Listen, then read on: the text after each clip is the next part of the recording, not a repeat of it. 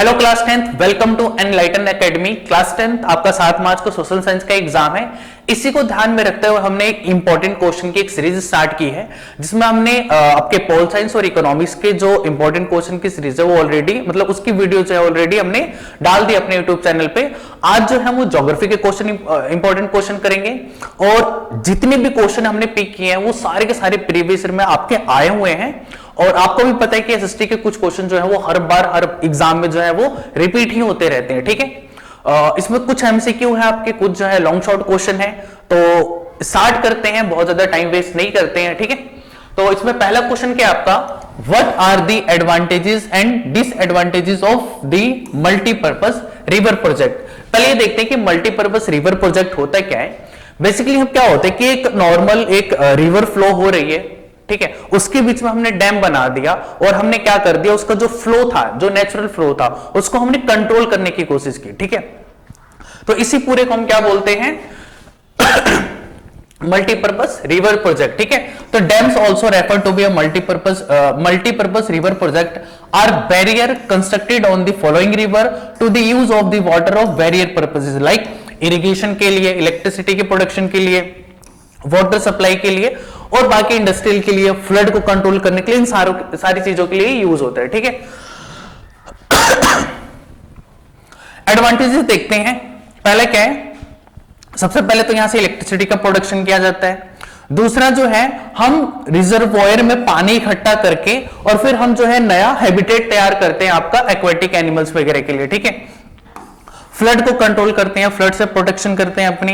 उसके बाद acting as a source of continuous supply of water for irrigation for the farmer. अब क्या होता है कि रिजर्वॉयर में जो है पानी बहुत बड़ा अमाउंट में जो है इकट्ठा करके रखते हैं और ये जो है हम कॉन्टिन्यूअसली जो है वो प्लेन एरिया में सप्लाई करते रहते हैं। ठीक है, कंट्रोल तरीके से। तो ये हो गया एडवांटेजेस।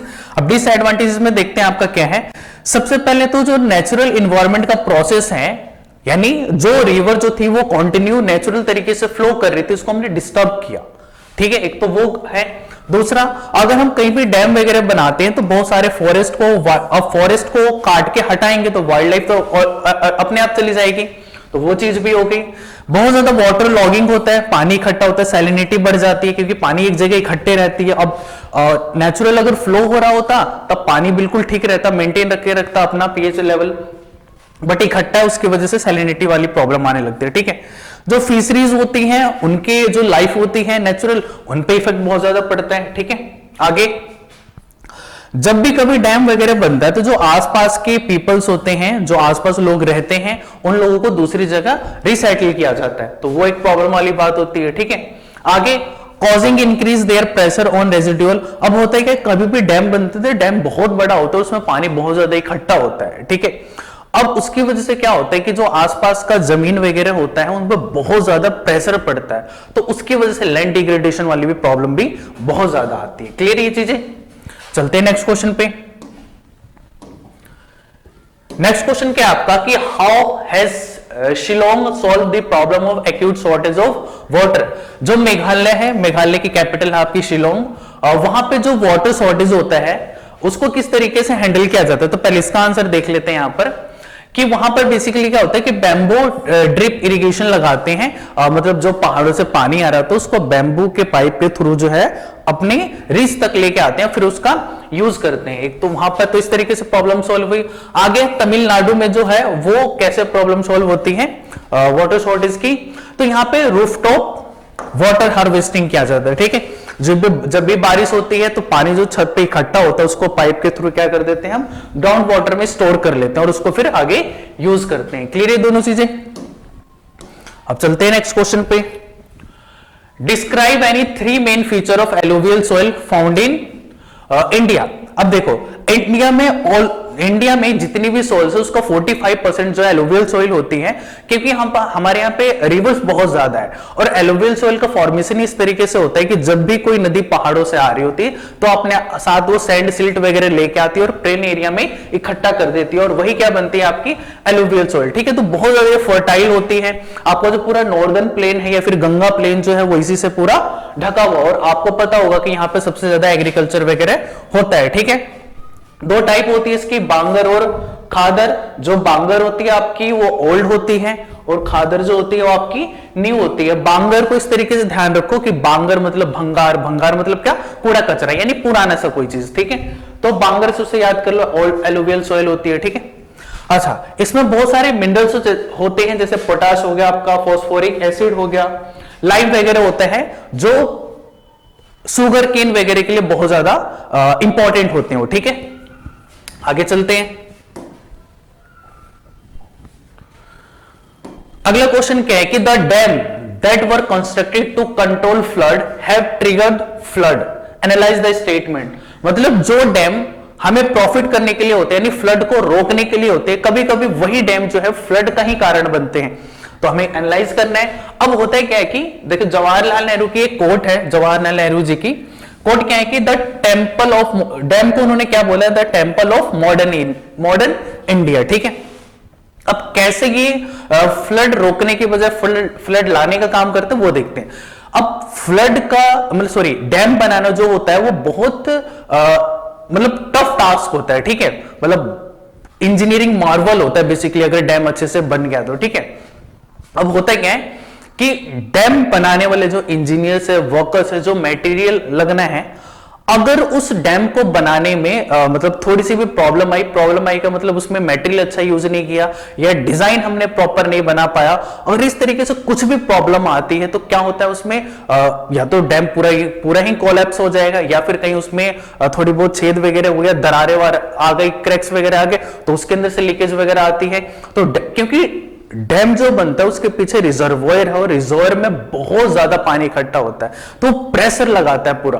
तो अगर प्रॉपर तरीके से वो कंस्ट्रक्ट नहीं होगा तो फिर उसको क्या कर देगा, डिस्ट्रॉय कर देगा, और पूरा का पूरा पानी जो है वो निकल जाएगा, जिससे फ्लड आ जाएगा। क्लियर है सारी चीजें। आगे देखते हैं। आगे है कि crude oil reserve are limited all over the world, if people continue to extract it at a present rate, the reserves would last only 35 to 40 year more। मतलब ये है कि अगर क्रूड ऑयल जो होता है वो आपका नॉन रिन्यूएबल सोर्सेज होता है, ठीक है, रिसोर्सेज होता है। अब क्या है कि जिस रेट से हम क्रूड ऑयल को अभी यूज कर रहे हैं उस रेट से ये बनता नहीं है। हम यूज तो बहुत ज्यादा रेट से कर रहे हैं, पर बनने में इन्हें हजारों 1200 साल का टाइम लग जाता है। तो वही बोल रहा है कि अगर जिस रेट से हम यूज कर रहे हैं, अगर उसी तरीके से यूज करते रहे तो 30 से 40 सालों के अंदर में ये पूरी की पूरी तरीके से खत्म हो जाएगा, और हमारी नेक्स्ट जनरेशन को नहीं मिल पाएगा, ठीक है। तो इससे हमें क्या करना चाहिए, कंजर्व करके रखना चाहिए। किस तरीके से, वही है कि यूज ऑफ पब्लिक ट्रांसपोर्ट, मतलब हम पर्सनल यूज ना करें। जैसे घर में लोग हैं तो कोई बाइक से जा रहा है, कोई किसी से जा रहा है, कोई किसी से जा रहा है। अब इससे बढ़िया सभी लोग किससे चले जाएं, जो पब्लिक ट्रांसपोर्ट हो गया, बस हो गई, मेट्रोस वगैरह हो गई, ठीक है, ये सारी चीजें होगी आपकी, ठीक है। आगे क्या है, car pooling will reduce the consumption of this fuel and this scarcity will dealt better with. मतलब वही है कि हमें क्या करना है कि पब्लिक ट्रांसपोर्ट का ज्यादा से ज्यादा यूज करना है। और एक और चीज है आपका यूज ऑफ साइकिल्स, वही है, और साइकिल्स में तो कुछ लगना है नहीं, ठीक है। तो साइकिल का हम ज्यादा से ज्यादा यूज करें जिससे हमारा क्रूड ऑयल जो है वो बचे, ठीक है। अब चलते हैं नेक्स्ट क्वेश्चन पे। नेक्स्ट क्वेश्चन क्या आपका कि resource planning is a very complex process, explain. आपको बताना है कि रिसोर्स की प्लानिंग करना इतना कॉम्प्लेक्स प्रोसेस क्यों है। तो सबसे पहले देखते हैं हम किस तरीके से कॉम्प्लेक्स है। पहला प्रोसेस क्या होता है कि identification and inventory of resources. सबसे पहले हमें आइडेंटिफाई करना है और इन्वेंट करना है कि किस एरिया में कौन सा जो है रिसोर्सेज है वो उसके मतलब रिजर्व है, ठीक है। उसके लिए फिर सर्वे किया जाता है प्रॉपर, उसकी प्रॉपर मैपिंग की जाती है, उसकी क्वालिटी कैसी है, कितनी मात्रा में है, मतलब क्वांटिटी कितनी है, ठीक है। वो सारी चीजें जो है पूरी तरीके से मेजर किए जाते हैं। दूसरा प्रोसेस आपका क्या होता है कि जो भी रिसोर्सेज मिला है उसके लिए प्रॉपर टेक्नोलॉजी होनी चाहिए हमारे पास ताकि हम उसको एक्सट्रैक्ट कर पाए, ठीक है। स्किल लेबर वगैरह चाहिए, उसके बाद जो है बजट वगैरह पूरा बनाना पड़ता है, तो वो दूसरा स्टेप होता है, ठीक है। तीसरा ये मैच किया जाता है कि जो भी हम रिसोर्स को एक्सट्रैक्ट कर रहे हैं क्या वो हमारी कंट्री के डेवलपमेंट के लिए प्रॉफिटेबल है, मतलब ठीक है, उसकी डिमांड है मार्केट में, तो वो सारी चीजें मैच की जाती है। ठीक है, तो ये 3 प्रोसेस हो गया, आप इसको ध्यान से देखिए। नेक्स्ट देखते हैं। नेक्स्ट है कि how can the industrial pollution of fresh water be reduce. किस तरीके से हम इंडस्ट्रियल जो पॉल्यूशन है उसको पानी में मिलने से रोकें। ठीक है, तो उसके लिए देखते हैं कि किस किस तरीके से हम इंडस्ट्रियल पॉल्यूशन को कम कर सकते हैं। तो the waste water discharge by the industry pollutes fresh water, hence it is essential to save the stock of fresh water from being polluted. आपको पता है कि जो फ्रेश वाटर बहुत लिमिटेड मात्रा में है। ठीक है, तो जो भी पॉल्यूटेंट निकल रहे हैं इंडस्ट्री से, उसको फ्रेश वाटर में मिलने से हमें बचाना है। ठीक है, इसके लिए हम बहुत सारे स्टेप उठा सकते हैं। जैसे पहले क्या आपका कि जो भी इंडस्ट्री में वाटर यूज होता है उसको हम रीयूज करें, उसको रिसाइकिल करें। ठीक है, ताकि वाटर का जो यूज है वो प्रॉपर तरीके से, इफिशिएंट तरीके से कर पाए। आगे क्या है, जो हॉट वाटर है या फिर जिसमें इफ्लुएंट्स मिले हुए हैं या फिर जिसमें केमिकल मिले हुए हैं, उनको फ्रेश वाटर में डिस्चार्ज करने से पहले उनको ट्रीटमेंट करें, मतलब न्यूट्रलाइज कर दे पूरी तरीके से। ठीक है, तीसरा क्या है, रेन वाटर हार्वेस्टिंग, कि पानी को फिर क्या करें, मतलब रेन वाटर जो आपके छतों पे जो पानी आ रहा है बारिश का, उसको आप स्टोर करके फिर उसको यूज करें। ठीक है, तो ये कुछ मेजर्स हुए। सब चलते हैं नेक्स्ट क्वेश्चन पे। नेक्स्ट क्वेश्चन क्या है आपका कि irrigation has change the cropping pattern of many region in India, analyse the statement. आपको बता रहा है कि इरिगेशन ने किस तरीके से जो आपका क्रॉपिंग पैटर्न है उसको चेंज किया है। देखो, हमारे क्रॉपिंग पैटर्न में क्या होता है, 2 तरीके से पानी दिया जाता है पौधों को, या तो फिर वो बारिश के थ्रू हो रहा हो या फिर हमारी जो इरिगेशन की फैसिलिटी है वो बिल्कुल प्लान तरीके से हो। ठीक है, तो पहले क्या होता था, डिपेंडेंसी रहती थी किस पे, रेन वाटर पे, कि जब भी बारिश होगी उसके हिसाब से जो हमारे फसल वगैरह उगेंगी। बट हमने अभी क्या किया है कि बहुत सारे डैम कंस्ट्रक्ट किए हैं, जो बहुत सारे कैनाल्स बनाए गए हैं, जिसके थ्रू जो है हम वाटर की जो रीच है वो बहुत बड़े लेवल पे कर पाए। ठीक है, तो वही बताएगा कि a well developed irrigation facility reduce the dependence of farmer on monsoon and ensure regular supply of the water. ठीक है, irrigation facilities also ensure the installation of, इसमें हम ट्यूबवेल लगाएंगे, पंप्स वगैरह लगाएंगे। ठीक है, ये सारी चीजें हम करेंगे। ठीक है, आगे they also facilitate the construction of dam that help in generating electricity. अगर हम इरिगेशन सिस्टम अपना अच्छा करने जाएंगे तो उसके लिए डैम बनाना पड़ेगा, और डैम बना रहे तो उसके तो मल्टीपर्पज यूजेस होते हैं जिसमें आपका इलेक्ट्रिसिटी प्रोडक्शन भी होता है। ठीक है, आगे better irrigation has contribute in the increase production of maize in state like Karnataka, Uttar Pradesh, Bihar, Andhra Pradesh. अब हमने जब से इरिगेशन फैसिलिटी को बहुत अच्छा किया है, डेवलप किया है, तो उसकी वजह से प्रोडक्शन भी बहुत ज्यादा बढ़ा है इन इलाकों में। ठीक है, आगे water intensive cropping is now done in place like Ganganagar and Hanumangarh region. Basically ये कहना चाह रहा है कि वो रीजन जहां पर बारिश नहीं होती थी, जैसे राजस्थान या गुजरात के कुछ इलाके हैं, वहां पर भी आज प्रोडक्शन जो है मेज की बहुत अच्छे लेवल पे की जाती है। क्यों? क्योंकि वहां पे जो है वो इंदिरा गांधी कैनाल बनाया गया है। ठीक है, समझ आई चीजें। नेक्स्ट क्वेश्चन क्या है अपना कि how is over irrigation responsible for land degradation इन पंजाब। पंजाब में जो ओवर इरिगेशन है उसकी वजह से किस तरीके से लैंड का डिग्रेडेशन होता है। अब ओवर इरिगेशन मतलब क्या है कि जब हम खेतों में बहुत ज्यादा पानी डाल देते हैं, उसकी वजह से पानी इकट्ठा हो जाता है और वहां पर बिल्कुल कीचड़ सा बन जाता है, स्लरी बन जाता है। उसके अलावा क्या होता है, उसमें सैलिनिटी बहुत ज्यादा बढ़ जाती है, एल्कलिनिटी बहुत ज्यादा बढ़ जाती है, और इसका हमने प्रॉपर ट्रीटमेंट नहीं किया, कोई मेजर्स नहीं लिए। इसके वजह से क्या हो जाएगा, लैंड का पूरा डिग्रेडेशन हो गया, जो जमीन की परत है वो हटने लग जाएगी बिल्कुल, या खराब हो जाएगी पूरी तरीके से। तो ये समझ आया। अब चलते हैं नेक्स्ट क्वेश्चन पे। Describe any 3 main feature of rabi crops. ठीक है, देखते हैं फीचर क्या है रबी क्रॉप्स की। तो इसमें पहला क्या है आपका कि ये मॉनसून सीजन के खत्म होने के बाद, यानी अक्टूबर में स्टार्ट होता है, और ये अक्टूबर से दिसंबर के बीच में जब सर्दियां होती है उस टाइम होता है। दूसरा, जब भी इसके जो अनाज के दाने वो पकने वाले होते हैं तो उस टाइम इसको ब्राइट सनशाइन चाहिए होता है, यानी फेब और मार्च के आसपास, आगे सॉरी दिसंबर के आसपास इसमें। ठीक है, आगे crop dependent on subsoil moisture, यहाँ पे बहुत ज्यादा पानी नहीं चाहिए होता है, जो मिट्टी के अंदर मॉइस्चर होता है उसी से पौधे का काम, मतलब जो पौधा लग रखा है उसका काम हो जाता है। आगे बारिश बहुत ज्यादा नहीं, कितनी 50 से 75 सेंटीमीटर के बीच में चाहिए होती है, ठीक है। आगे availability of precipitation during winter month due to western temperate cyclone help in. अब क्या होता है कि जो भी सर्दियों में थोड़ी बहुत बारिश होती है वो किसकी वजह से होती है, आपकी जो वेस्टर्न मानसून होता है, वेस्टर्न डिस्टर्बेंस भी बोलते हैं, उनकी वजह से होता है, जो मेडिटेरेनियन सी से स्टार्ट होता है, तो उसकी वजह से कुछ बारिश होती है हमारे यहाँ पर, उसी से सारा काम हो जाता है। क्लियर चीजें?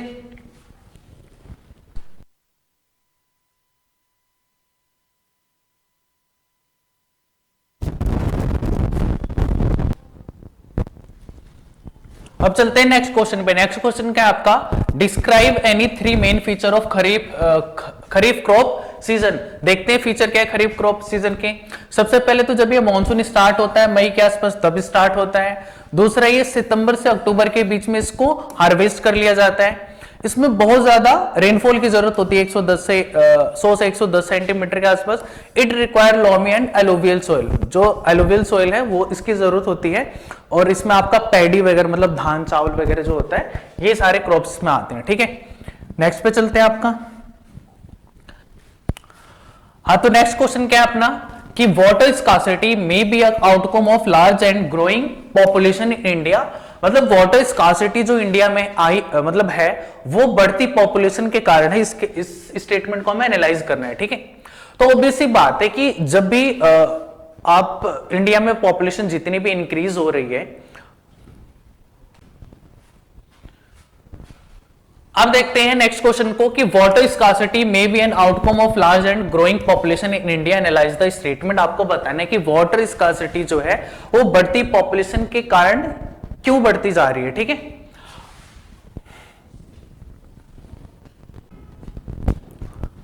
देखते हैं नेक्स्ट क्वेश्चन क्या अपना कि water scarcity may be an outcome of large and growing population in India. आपको बताना है कि इंडिया में जो वाटर स्कार्सिटी बढ़ रही है वो बढ़ती हमारी जो पॉपुलेशन बढ़ रही है उसकी वजह से क्यों हो रही है।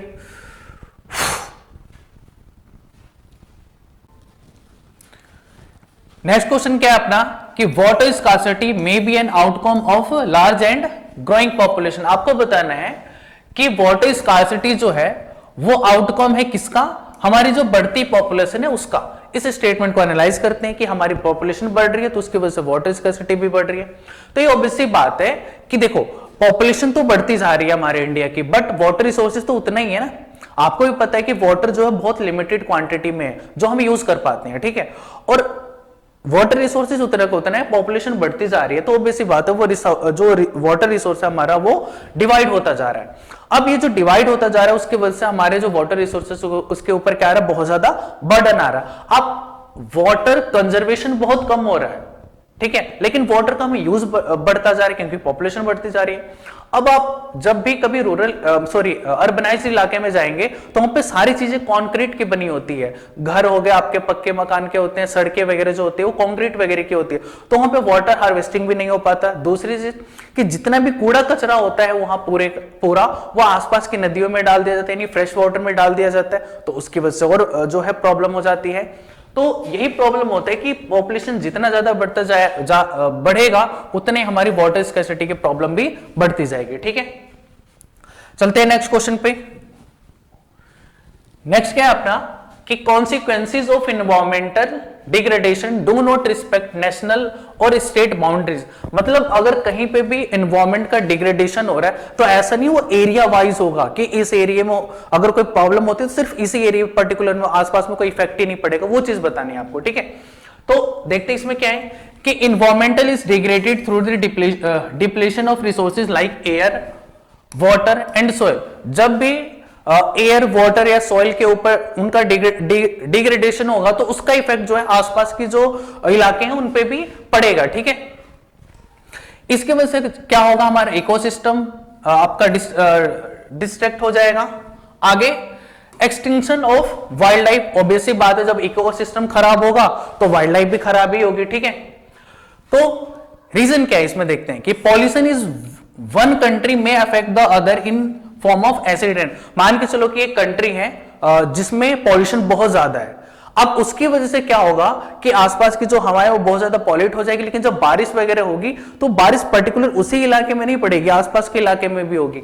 तो वहां पे क्या होगा, एसिड रेन वगैरह, वो क्लाइमेट चेंज होगा, तो पॉल्यूशन कहीं और पे था लेकिन उसका इफेक्ट आसपास के इलाकों में देखने को मिला। आगे अगर कहीं पे डिफोरेस्टेशन होता है तो उसके रेनफॉल में जो रेनफॉल पैटर्न में जो चेंजेस आएगा वो उस वहां पर भी आएगा और आसपास के इलाकों में भी आएगा। ठीक है, आगे land degradation and dam burst can bring massive siltation and flood like situation. अब मान के चलो कहीं पे डैम जो है ब्रस्ट हुआ, अब उसका जो पूरा पानी इकट्ठा था वो सिर्फ वहीं पर ही तबाही नहीं लाएगा, वो आसपास के जो पूरे एरिया हैं उनको अपनी चपेट में ले लेगा। ठीक है, तो इस तरीके से आपको देखने को मिला कि जो क्या कहते हैं इन्वायरमेंट का डिग्रेडेशन होता है वो सिर्फ उसी पर्टिकुलर इलाके को नहीं, आसपास के एरिया को भी इफेक्ट करता है। ठीक है, चलते हैं नेक्स्ट क्वेश्चन पे।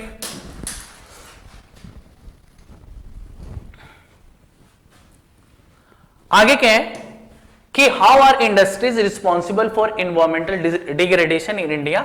किस तरीके से जो इंडस्ट्रीज है वो हमारे इन्वायरमेंट को डिग्रेड कर रही है, यानी नुकसान पहुंचा रही है। ठीक है, तो इसमें पहला ऑप्शन क्या है कि presence of high proportion of undesirable gases, जैसे कि सल्फर डाइऑक्साइड हो गया, आपका कार्बन मोनोडाइऑक्साइड हो गया, कार्बन डाइऑक्साइड हो गया, ये डायरेक्टली क्या कर रहे हैं, हमारे इन्वायरमेंट को हार्म कर रहे हैं। आगे जितनी भी कंस्ट्रक्शन एक्टिविटी होती है जिसमें फैक्ट्री के इक्विपमेंट वगैरह हो गए, मशीनरी वगैरह चलती है, जनरेटर वगैरह चलते हैं, ठीक है, न्यूमेटिक टूल्स वगैरह होते हैं, आपके इलेक्ट्रिक टूल्स होते हैं, ड्रिल्स होती हैं, इनकी वजह से बहुत ज्यादा नॉइज होता है आपके इन्वायरमेंट में। ठीक है, जो मेन कल्प्रिट है उसमें क्या आते हैं आपके जो आपके पल्प, केमिकल और टेक्सटाइल इंडस्ट्रीज होती हैं, उनमें dyes, detergent, acid, salts, heavy metal वगैरह ये सारी चीजें यूज होती हैं।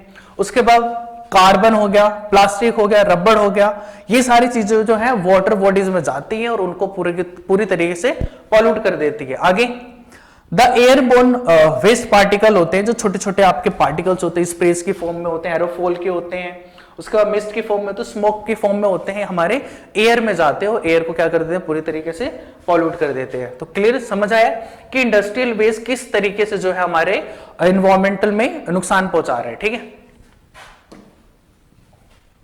अगला क्वेश्चन कि analyse the importance of rain water harvesting.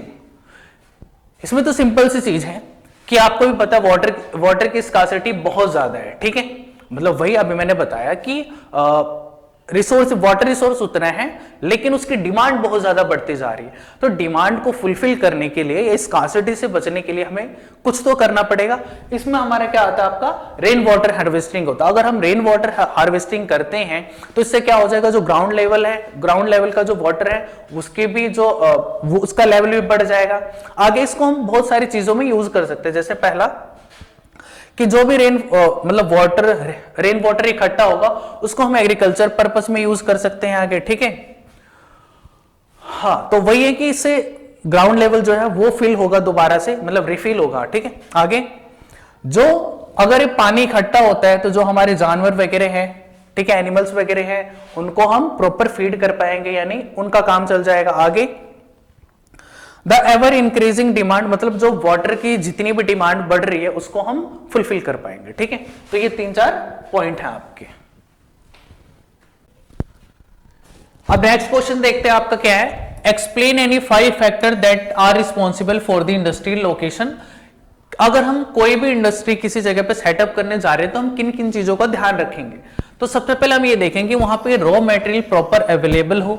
ठीक है, दूसरा क्या है कि वहां का क्लाइमेट कैसा है, मतलब आसपास का क्लाइमेट अगर ठीक नहीं है तो आसपास में हमें रॉ मटेरियल भी नहीं मिल पाएगा, तो हमें क्लाइमेट पूरा चेक करना होता है वहां पर कैसा है। ठीक है, उसके बाद availability of capital and other infrastructure, वहां पे इंफ्रास्ट्रक्चर बहुत अच्छा होना चाहिए, मतलब रोड, सड़कें, उसके बाद इलेक्ट्रिसिटी, ठीक है, और क्या कहते हैं आपका हाईवेज वगैरह, ये प्रॉपर वहां पर होने चाहिए ताकि हम जो है वो ट्रांसपोर्ट कर पाए अपने चीजों को। ठीक है, आगे वहां पे जो है स्किल लेबर भी हो और अनस्किल्ड लेबर जो है वो भी प्रॉपर अवेलेबल है आसपास में। ठीक है, ताकि हम अपना प्रोडक्शन बढ़ा पाए।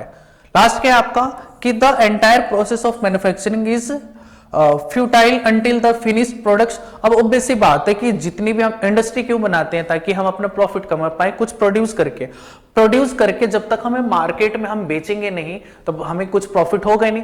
तो इसमें क्या है कि हमारे लिए, हमारे इंडस्ट्री जहां पे हमने सेटअप किया उसके आसपास हमारा मार्केट भी हो, जहां पे हम अपने फाइनल गुड को सेल कर पाए। ठीक है, तो इन चीजों चलते हैं नेक्स्ट क्वेश्चन पे। क्वेश्चन क्या अपने क्या है कि what are the some ways in which people can conserve natural resources. कुछ हमें तरीके बताने होंगे कि किस तरीके से हम अपने नेचुरल रिसोर्सेज को कंजर्व कर सकते हैं। तो हम वाटर को किस तरीके से कर सकते हैं, उसका मिनिमल यूज करके, कम से कम यूज करके। अगला क्या, इलेक्ट्रिसिटी को हम कैसे बचा सकते हैं कि जब हमें हमारे मतलब यूज हम ना कर रहे हो तब हम उसके सारे स्विचेस वगैरह क्या कर दे, ऑफ कर दे। ठीक है, अगला recycling renewable material is a good way to conserve them. ठीक है, मटेरियल को क्या करना, रिसाइकिल करना, रीयूज करना। ठीक है, इस तरीके से कंजर्व कर सकते हैं। बाकी producing fewer new material reduce wastage.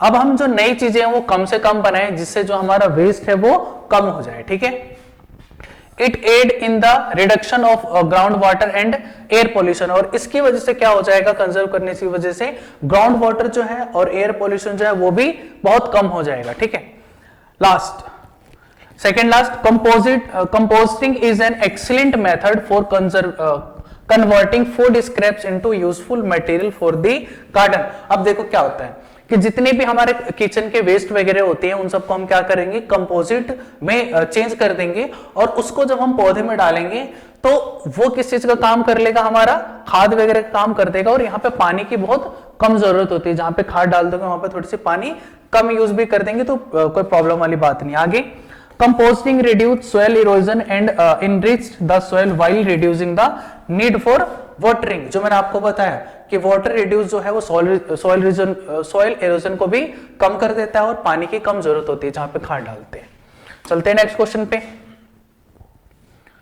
Next question अपना क्या है कि classify resources on the basis of origin. बहुत इजी है ये आपका, बायोटिक और अबायोटिक। बायोटिक जितनी भी लिविंग चीजें होगी उनको कहते हैं, जैसे एनिमल, इंसेक्ट, ट्रीज वगैरह। अबायोटिक में आपका क्या आ जाएगा, जितनी भी नॉन लिविंग थिंग्स होगी। ठीक है, अर्थ, एयर, वाटर, मेटल, ये चीजें होगी आपकी। ठीक है, चलते हैं नेक्स्ट क्वेश्चन पे।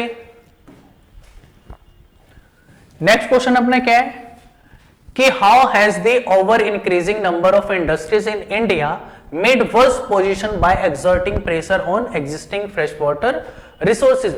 मतलब इंडिया में जितनी ज्यादा इंडस्ट्री के नंबर्स इंक्रीज हो रहे हैं उतना ही ज्यादा ये क्या कर रहे हैं, हमारे जो एग्जिस्टिंग वाटर रिसोर्सेज है उसके ऊपर बर्डन डाल रहे हैं। ठीक है, उस टाइप की चीजें। अब इसका पहला पॉइंट क्या बनता है कि India has witness intensive industrialisation and urbanisation for the last decade. मतलब पिछले कुछ सालों में इंडिया के अंदर इंडस्ट्री वगैरह बहुत अच्छे लेवल पे ग्रो करी है। अब कुछ जो आपके इंडस्ट्री जैसे यहाँ पे थर्मल पावर प्लांट है जहां पे आपका इलेक्ट्रिसिटी का प्रोडक्शन होता है, उसके बाद स्टील इंडस्ट्री है, यहाँ पे बहुत ज्यादा पानी की जरूरत होती है। ठीक है, दूसरा, कुछ इंडस्ट्रीज ऐसी है जहां पर पानी की तो कम यूज है उस इंडस्ट्री में, बट वहां की जो मशीनरी वगैरह चल रही है बहुत सारी, उनको चलने के लिए तो इलेक्ट्रिसिटी चाहिए। और इलेक्ट्रिसिटी कैसे बन रहा है, वापिस जो वहां पे मतलब इलेक्ट्रिसिटी कहां बन रहा है आपका, थर्मल पावर प्लांट में। और यहाँ पे बिजली बनाने के लिए क्या हो रहा है, बहुत ज्यादा पानी का यूज हो रहा है थर्मल पावर प्लांट में, तो उस तरीके से एक्स्ट्रा यूज हो रहा है। आगे कि we have to consider a situation where water is sufficiently available but this area still suffer from water। अब कुछ एरिया होते हैं जहां पर वाटर रिसोर्सेज तो बहुत अच्छे अमाउंट में है बट फिर भी हमारे काम के नहीं हो। ये कब पॉसिबल है, जब वो वाटर रिसोर्सेज जो है वो पूरी तरीके से गंदा हो। ठीक है, यानी जो इंडस्ट्रियल वेस्ट वगैरह डाल डूल के उसमें क्या होगा, बुरा पॉल्यूट कर दिया, तो हमारे किसी काम का नहीं। समझ आएगी, चलते हैं नेक्स्ट क्वेश्चन पे। चलते हैं नेक्स्ट क्वेश्चन पे। नेक्स्ट क्वेश्चन अपना क्या है कि what is the issue of sustainability importance for development. आपको बताना है कि डेवलपमेंट के लिए सस्टेनेबिलिटी क्यों जरूरी है। सस्टेनेबल डेवलपमेंट देखते हैं बेसिकली क्या होता है कि जब हम अपने रिसोर्सेज को इस तरीके से यूज करें कि उसका ओवर एक्सप्लॉयटेशन भी ना हो, मतलब हमारी फ्यूचर जनरेशन के लिए वो सेव रह पाए, और दूसरा उसकी वजह से कोई हमारे इन्वायरमेंट पर नेगेटिव इंपैक्ट भी ना है, तो हम क्या बोलेंगे, सस्टेनेबल डेवलपमेंट। जब भी सस्टेनेबल डेवलपमेंट होता है इसके वजह से हमारा इकोसिस्टम जो है वो बैलेंस रहता है, जो बायोडाइवर्सिटी है वो मेंटेन रहता है। ठीक है, तो ये सारी चीजें होती है। दूसरा, कोयल हो गया आपका, ऑयल हो गया, नेचुरल गैसेस, मतलब बेसिकली हमारे जितने भी फॉसिल फ्यूल वगैरह हो गए, इन सब का यूज ना करके हम जो हमारी रिन्यूएबल रिसोर्सेज जैसे विंड पावर, वेव वगैरह, टाइडल वगैरह, अगर हम ये इस पे ज्यादा शिफ्ट हो जाते हैं तो फिर हमारे ये जो रिसोर्सेज है फॉसिल फ्यूल ये बच जाएंगे और हमारे अगली जनरेशन भी यूज कर पाएंगे। ठीक है। लास्ट, सस्टेनेबिलिटी की वजह से क्या होता है, हमारे इन्वायरमेंट जो है वो भी प्रोटेक्ट रहता है। ठीक है। इन्वायरमेंट का डिग्रेडेशन भी नहीं होता है और इसका एक्सप्लोटेशन होने से भी बच जाता है। तो समझ आई ये चीजें। अब चलते हैं नेक्स्ट क्वेश्चन पे।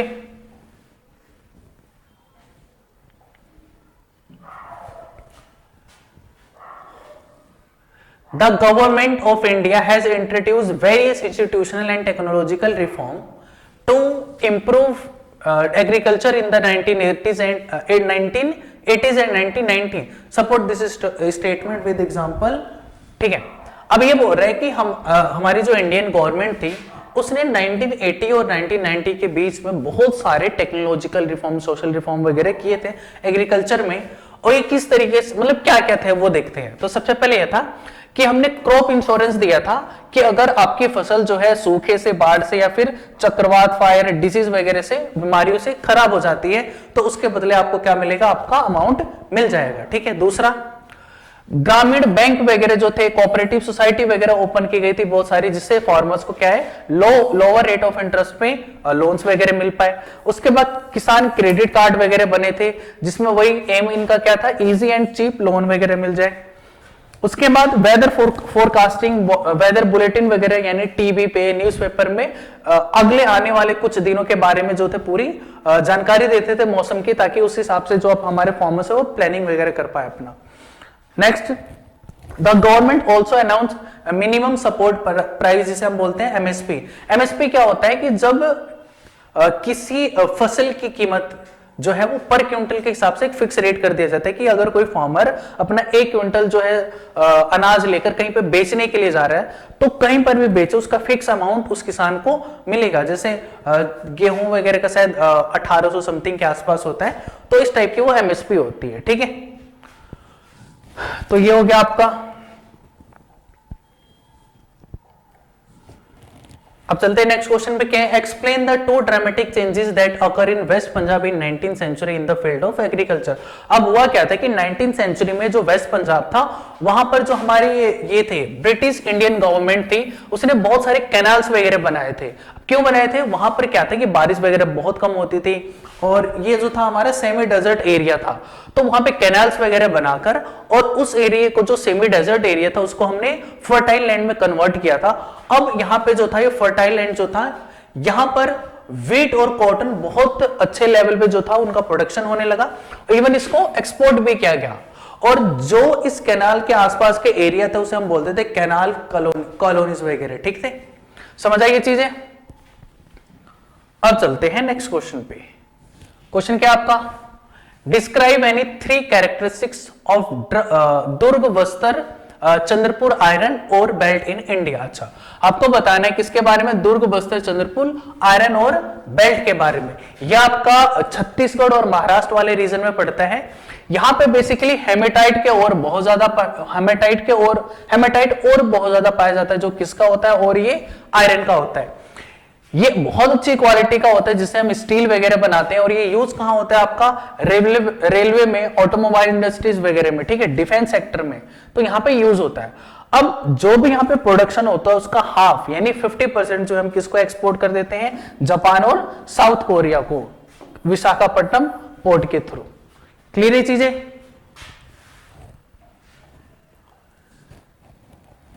नेक्स्ट क्या है कि why is it is necessary to conserve mineral resources, explain any 4 ways to conserve minerals।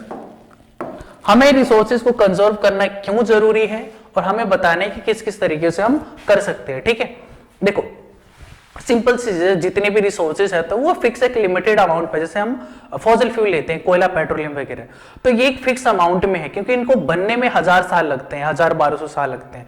लेकिन हम जिस रेट से ये बन रहे हैं उससे कई गुना ज्यादा रेट से हम इसका यूज करें तो ऑब्वियस सी बात है, अगर इस हिसाब से चलते रहे तो कभी ना कभी ये खत्म हो जाएंगे। तो इसके लिए हम क्या कर सकते हैं, A concerted effort has to be made in order to use our mineral resources in the planned and sustainable manner.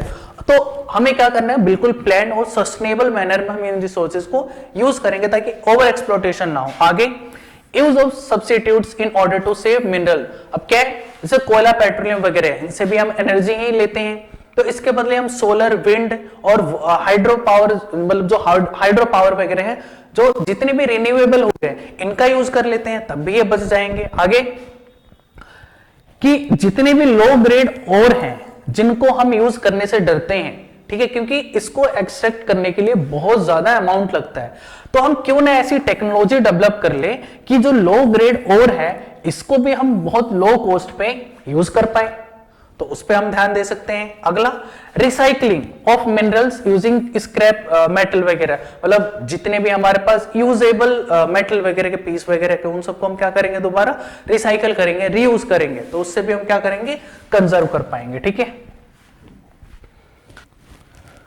आगे देखते हैं next question. Minerals are unevenly distributed in India, support the statement with example. आपको बताना है कि India में जितने भी मिनरल्स है वो अनइवनली जो है वो डिस्ट्रीब्यूटेड है, किस तरीके से। अब देखते हैं इसमें क्या, कि जितने भी अपने डेक्कन वाला इलाका है, जैसे आपका महाराष्ट्र हो गया, छत्तीसगढ़ वाला और मध्य प्रदेश वाला जो इलाका होगा, यहां पर जो है कोयला मिलता है, मेटेलिक मिनरल्स मिलते हैं, माइका हो गया आपका, और बहुत सारे नॉन मेटेलिक मिनरल्स जो है यहाँ पर पाए जाते हैं। अब दूसरी जगह देखते हैं कि जितने भी आपके western and eastern region of India हो गया, ठीक है, गुजरात वगैरह में, ठीक है, यहाँ पर sedimentary rock of the western and eastern part of India में मिलते हैं जैसे। और दूसरी चीज, Gujarat and Assam have most of the petroleum deposit, ठीक है, जितनी भी सेडिमेंट्री रॉक्स वगैरह है इसके अंदर से हम क्या निकालते हैं, पेट्रोलियम वगैरह निकालते हैं। जैसे असम में एक फेमस जगह है डिगबोई, ठीक है, जो मैप वगैरह में भी आता है, तो वहां से हम क्या करते हैं, पेट्रोलियम को एक्सट्रैक्ट करते हैं। आगे क्या है, मिनरल्स इन राजस्थान, जैसे राजस्थान के कुछ इलाके हैं वहां से हम क्या निकालते हैं, नॉन फेरस जो मिनरल्स है वो हम एक्सट्रैक्ट करते हैं, ठीक है। और नॉर्थ इंडिया में देखते हैं, अब नॉर्थ इंडिया में क्या होता है, आपका जितना भी एलोवियल प्लेन्स हो गया, मतलब हमारा जितना भी गंगेटिक प्लेन वाला इलाका जो हो गया वो वाला, अब उसमें क्या होता है, एलोवियल सॉइल होती है जिसके अंदर बहुत सारे अलग अलग टाइप के मैग्नीज हो गया, इस टाइप के बहुत सारे मिनरल्स वगैरह मिलते हैं। तो हम ये देख सकते हैं कि इंडिया के अलग अलग पार्ट में अलग अलग जो मिनरल है वो पाए जाते हैं। तो समझ आइए कि अनइवनली डिस्ट्रीब्यूटेड हमारे इंडिया में जितने भी मिनरल्स है। अगला क्वेश्चन क्या आपका, energy save is energy produce, assess the statement. आपको बताना है कि जो हम एनर्जी सेव करते हैं वही एनर्जी प्रोडक्शन के बराबर हुआ। देखते हैं किस तरीके से। तो ऑब्वियस सी बात है, हम इस स्टेटमेंट पे एग्री करते हैं। और इंडिया देखो, इंडिया अभी भी डेवलपिंग कंट्री है, बहुत ज्यादा डेवलप नहीं हुए ये, ठीक है, तो अभी भी बहुत चीजों में गुंजाइश बाकी है। मतलब इंडिया जो है वो एनर्जी के मामले में अभी मतलब लीस्ट एफिशिएंट है, ठीक है, लीस्ट एफिशिएंट है। इसमें क्या है कि as concern citizen we can do our bit using public transport, मतलब वही है कि हमें अगर बचाना है अपने रिसोर्सेज तो हम क्या करेंगे, पब्लिक ट्रांसपोर्ट का ज्यादा यूज करेंगे। जितने भी इंडिविजुअल गाड़ियां उनको हम कम करेंगे, मतलब उनको यूज नहीं करेंगे, ठीक है, जिससे हम पेट्रोलियम, डीजल और सीएनजी वगैरह सेव कर पाएंगे। अगला, कभी भी हमें इलेक्ट्रिसिटी की अगर यूज नहीं है तो जितने भी इलेक्ट्रिकल अप्लायंसेज हैं उनको हम ऑफ कर देंगे, तो उससे भी बच जाएगा, ठीक है। अगला, कि जैसे कि हम बड़े बड़े बल्ब वगैरह यूज करते हैं, जैसे फिलामेंट के बल्ब वगैरह यूज करते हैं, तो उनको यूज ना करके, क्योंकि उनकी वोल्टेज बहुत ज्यादा, वो पावर बहुत ज्यादा खींचते हैं, उससे कम में ही जो एलईडी बल्ब होते हैं उतनी रोशनी दे देते हैं, तो हम इसको छोड़ के हम ये एलईडी बल्ब वगैरह यूज कर लेंगे। या फिर जो ज्यादा पावर वाली चीजें होती है, एसी वगैरह हो गया, इस टाइप की कुछ चीजें हो गई, तो उसको हम क्या कर सकते हैं, कम से कम यूज कर सकते हैं, तब भी बच जाएगा, ठीक है। आगे क्या है कि अगर हमें नॉर्मल हीटिंग और कुकिंग करना है तो हम सोलर एनर्जी का क्यों ना यूज कर ले, ठीक है। तो इस तरीके से हम क्या करेंगे, जितनी एनर्जी बचाते रहेंगे वही अपना जो है वो एनर्जी प्रोडक्शन के बराबर ही हो जाएगा ये चीजें, ठीक है। अगला क्वेश्चन है कि how is cement industry responsible for land degradation. अब इसमें क्या है कि आपको बताना है कि जो सीमेंट फैक्ट्री है वो लैंड के डिस्ट्रीब्यूशन के लिए कैसे रिस्पॉन्सिबल है। तो होता है क्या कि जब भी जो सीमेंट की फैक्ट्री होती है उसमें लाइमस्टोन वगैरह यूज होता है, और जब इसको क्रश किया जाता है, तोड़ा जाता है, तो बहुत सारे डस्ट पार्टिकल जो है हवा में मिल जाते हैं, तो इससे एयर पॉल्यूशन बढ़ता है। दूसरा, वही जो पार्टिकल है वापस आकर सॉइल वगैरह में, जमीन वगैरह पे गिरता है और मिट्टी के साथ मिल जाता है, मिट्टी में मिल जाता है, जिससे फिर क्या होता है, वो लैंड जो है वो डिग्रेड हो जाता है, यानी वो मिट्टी वहां से हट जाती है, खराब हो जाती है, क्वालिटी खराब हो जाती है बेसिकली। समझ आई ये चीजें? ठीक है, अब चलते हैं एमसीक्यू क्वेश्चन पे। जैसे पहला एमसीक्यू क्वेश्चन क्या है कि land which is left uncultivated is more than 5 agriculture year is known as, इसका आंसर होगा आपका कल्चरेबल वेस्टलैंड। मतलब जो जमीन अनकल्टिवेटेड जमीन जो होती है, जिसको हम 5 साल से हमने कोई खेती की नहीं है उस पे, ठीक है, मतलब 5 एग्रीकल्चर ईयर में हमने खेती की नहीं है, उसे हम क्या बोलते हैं, कल्चरेबल वेस्टलैंड। ठीक है, अगला क्वेश्चन क्या है कि which of the following is non renewable resources. Non renewable, तो इसमें कौन हो जाएगा आपका, सोलर तो है, विंड भी है, टाइडल भी है, कोयल नहीं है, तो ये आपका आंसर हो जाएगा नॉन रिन्यूएबल में। अगला question, which of the following mineral is the primary source of aluminium. तो ये कहां से निकलता है आपका, बॉक्साइट से। बॉक्साइट जो है वो एल्युमिनियम का ओर है। ठीक है, which of the following is not a metallic mineral. कौन सा मेटेलिक मिनरल नहीं है, तो कॉपर है, गोल्ड है, सिल्वर है, कोयल नहीं है। ठीक है, What is not a drawback of nuclear power plant। कौन सा ड्रॉबैक नहीं है, तो जनरेशन ऑफ न्यूक्लियर वेस्ट, ये तो ड्रॉबैक है। रिस्क ऑफ एक्सीडेंट बिल्कुल है, ये भी है। हाई कॉस्ट ऑफ कंस्ट्रक्शन ये भी है। रिन्यूएबल सोर्स ऑफ एनर्जी, हाँ उसको हम रिन्यू कर सकते हैं, ये ड्रॉबैक नहीं है। ठीक है, the first international earth summit was held in, ये कहां पर हुआ था आपका, रियो डी जेनेरियो में। कहां पर, ये ब्राजील में 1992 में हुआ था। ठीक है, अगला क्वेश्चन है the Indian wild life protection act was implemented in year 1972 में। ठीक है,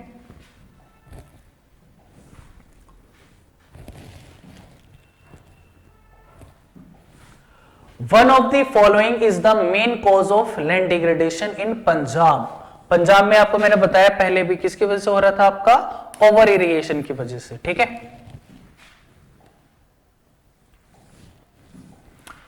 what is the other name of old alluvial soil. Old alluvial soil को हम क्या बोलते हैं, बांगर, और न्यू को क्या बोलते हैं हम, खादर।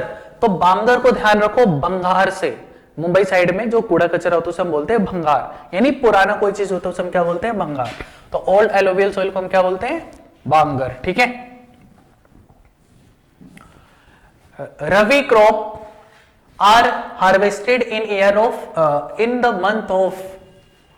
रवि क्रॉप जो है आपकी कब हो जाती है आपकी, अप्रैल टू मई जून ले लो, मई तक होती है वैसे तो, पर मई जून ठीक है, ऑप्शन ये, तो यही आएगा आपका। ठीक है, अप्रैल टू जून।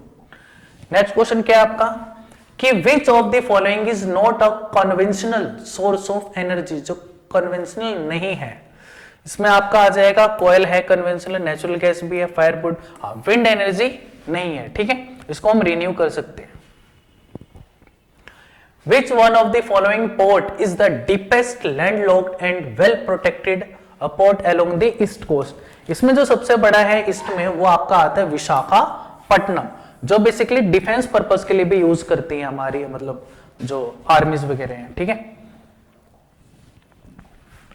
आगे क्या है, which one of the following industry manufactures telephone और कंप्यूटर। कौन सी जो हमारी इंडस्ट्री है वो हमारे टेलीफोन और कंप्यूटर्स वगैरह बनाती है, तो इसमें कौन बनाती है, इलेक्ट्रॉनिक इंडस्ट्री। क्लियर सारी चीजें, तो हमने जितने भी इंपॉर्टेंट क्वेश्चन थे मोस्ट, वो हमने सारे कवर किए हैं इसमें। कुछ आपके एमसीक्यू है, कुछ आपके लॉन्ग शॉर्ट थे, क्वेश्चन सारे के सारे इंपॉर्टेंट है। ठीक है, तो thank you so much last तक ये सारी वीडियो देखने के लिए। ठीक है।